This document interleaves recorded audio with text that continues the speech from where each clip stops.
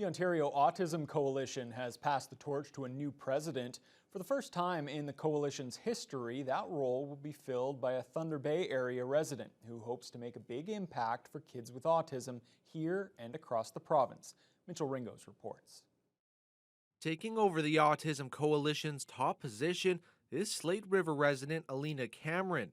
She first started her journey advocating in 2017 when her daughter Fiona was diagnosed with autism. At that time, she realized there weren't many services or therapies readily available to her family. That frustration led her to the OAC. Cameron joined the board of directors in 2020, just as the pandemic was making things more difficult. We were homebound during the pandemic because with developmental disabilities, like my daughter has, she cannot wear masks. She doesn't understand social distancing and basic hygiene, so we have to do all that for her. So now that we are back in therapy and back in school, she's doing much better.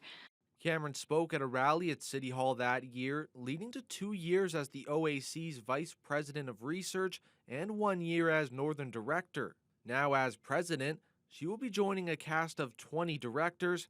Cameron says one of her main focuses will be to highlight issues that are particular to the northern region.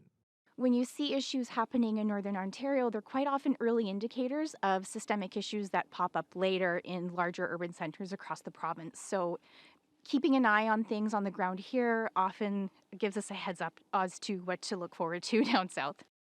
Cameron says in Ontario, there are over 60,000 children still waiting for core funding, which is money that can be accessed for mental health supports, behavioral therapy, occupational therapy, and speech-language pathology.